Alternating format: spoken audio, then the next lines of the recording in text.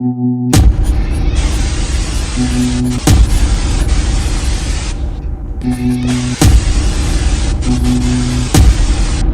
سوچا ہے اگر تمہیں ایک ایسی ڈائری مل جائے جس میں تم اپنی تقدیر لکھ سکو، اپنے خواب، اپنے فیصلے، اپنا آنے والا کل، اور جو کچھ لکھو وہ سب سچ ہو جائے؟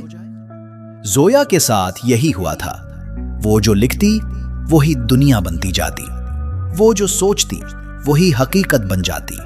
مگر ہر نعمت کی ایک قیمت ہوتی ہے، اور قسمت کی قیمت اکثر انسان خود ہوتا ہے۔ یہ کہانی ہے زویا کی، جس نے اپنی تقدیر خود لکھی، لیکن کب تک؟ کبھی کبھی ہم وہ لکھ بیٹھتے ہیں جو مٹایا نہیں جا سکتا۔ زویا لاہور کی ایک بڑی یونیورسٹی میں نفسیات کی طالبہ تھی۔ درمیانے قد کی، سادہ مگر دلکش، سنجیدہ چہرہ اور ذہین آنکھیں۔ وہ دن بھر کلاسز اور ریسرچ میں مصروف رہتی، مگر رات کو جب ہاسٹل کا کمرہ خاموش ہو جاتا تو وہ اپنی چھوٹی سی میز پر بیٹھ کر اپنی ذاتی ڈائری میں دن بھر کی الجھنیں اور سوچیں لفظوں میں اتارتی۔ اسے پڑھنے اور لکھنے کا جنون تھا۔ پرانی کتابیں، خاص طور پر وہ جن پر وقت کے نشان لگ چکے ہوں، اس کی کمزوری تھیں۔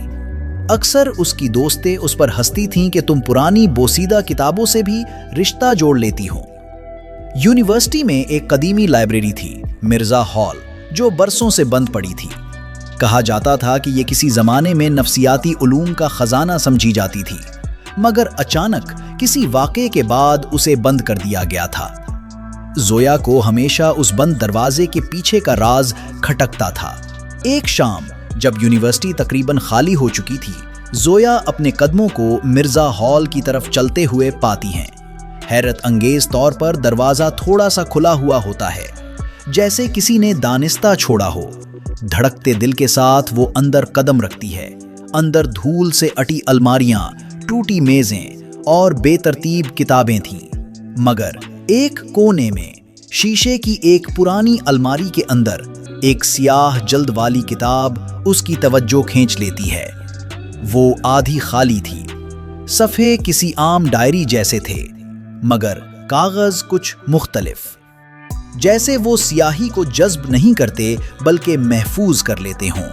زویا اسے چپکے سے لے آتی ہے۔ زویا اپنے کمرے میں اسے روزانہ کی ڈائری کے طور پر استعمال کرنے لگتی ہے۔ پہلے چند دن وہ اپنی عام باتیں لکھتی ہے، لیکچر کی بوریت، پروفیسر کی باتیں، خواب، یادیں، جذبات۔ ایک رات اس نے مذاق میں لکھا، آج خواب میں دیکھا کہ پروفیسر حیدر نے مجھے کہا تم میرے سب سے خاص طالب علم ہو، اور مجھے وہ پرانی بند لائبریری کی چابی دی۔ اگلی صبح جب وہ کلاس میں پہنچی، پروفیسر حیدر نے اچانک کلاس میں اسے بلایا اور یہی جملہ کہا، لفظ بلفظ۔ زویا کا دل جیسے تھم گیا ہو، وہ دم بخود تھی۔ پروفیسر نے اسے لائبریری کے تحفظ سے متعلق ایک سائنسی پروجیکٹ بھی سونپ دیا، جس میں وہ اس جگہ کی نگرانی کر سکتی تھی۔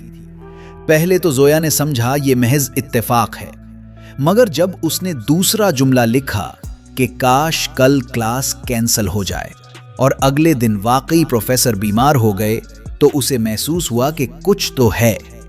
اب زویا نے شعوری طور پر تجربے شروع کر دیے۔ وہ لکھتی اور دنیا ویسا ہی رد عمل دیتی۔ وہ چاہتی تو چھوٹے موٹے مسائل حل ہو جاتے، جیسے ہاسٹل میں شور ختم یا میس میں اچھا کھانا، لیکن پھر اس نے کچھ گہرے اور خطرناک خیالات لکھنے شروع کیے۔ انہی دنوں زویا کی قریبی دوست ایمن، جو اکثر اس کے ساتھ بیٹھ کر باتیں کرتی، مذاق کرتی، آہستہ آہستہ اس سے دور ہونے لگی۔ زویا کا رویہ بدل گیا تھا، خاموش، گمسم، جیسے کسی اندرونی کشمکش میں ہو۔ ایک دن زویا اور ایمن کے درمیان کسی بات پر شدید جھگڑا ہو گیا۔ ایمن نے تانا دیا، تم نے خود کو کتابوں اور خوابوں میں قید کر لیا ہے، اب تم وہ زویا نہیں رہی جسے ہم جانتے تھے۔ زویا غصے سے لرز گئی۔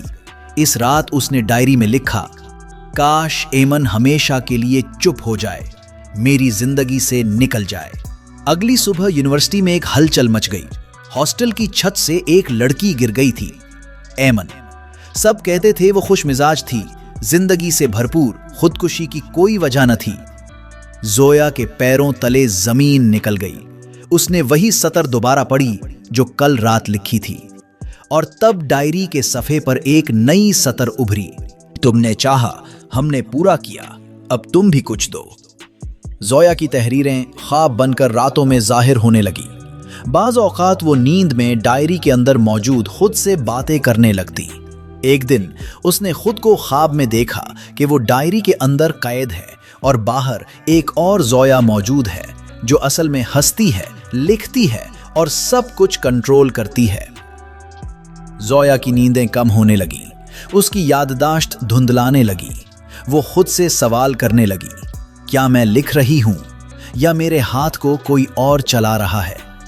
एक रात उसने डायरी बंद कर दी और तहिया किया कि अब मजीद नहीं लिखेगी, लेकिन डायरी ने खुद को खोला उसके सामने। जोया की आंखों के सामने सफ़े पर लफ्ज़ उभरने लगे, इख्तिताम, तुम्हारी कहानी मुकम्मल हो गई। सुबह हॉस्टल की वार्डन ने दरवाज़ा खटखटाया, लेकिन अंदर कोई न था। सिर्फ मेज़ पर वही डायरी खुली पड़ी थी और उस पर जोया की आखिरी तहरीर, मैंने जो लिखा वही मेरा मुकद्दर बना। अब मैं एक सोच हूं, एक तहरीर जो शायद कल किसी और हाथ से लिखी जाएगी। अगले दिन यूनिवर्सिटी के बुक स्टोर पर एक पुराना बोसीदा नोटबुक किसी नए तालिबे इल्म को हाथ लगा। दर हकीकत हमें जोया की कहानी से इतना ज़रूर मालूम हो गया है कि हर ख्वाब की एक कीमत होती है और हर गुनाह का एक कफ़ारा। हम जितना कुछ पाना चाहते हैं उतना ही कुछ खोने के लिए तैयार होना पड़ता है। ख्वाहिशें खूबसूरत ज़रूर होती हैं, लेकिन अगर वो हद से बढ़ जाएं तो तकदीर को चीरने लगती हैं। इसीलिए शायद बुजुर्ग कहते हैं, ख्वाहिशात को काबू में रखो और खुश रहना सीखो, क्योंकि बाज़ औक़ात जो हम सोचते हैं वो सिर्फ ख्वाब नहीं होते, बल्कि ऐसे सवाल बन जाते हैं जिनके जवाब हमेशा हमसे महंगे होते हैं। अगर ये कहानी आपके दिल, दिमाग या ख्वाबों को छू गई हो तो मालिक जी राइट्स को सब्सक्राइब करना मत भूलिए।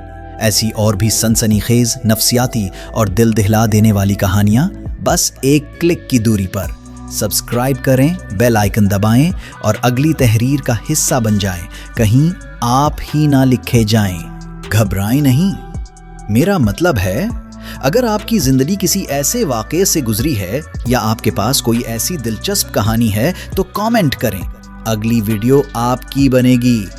वीडियो वायरल हुई तो आपको इनाम भी दिया जाएगा।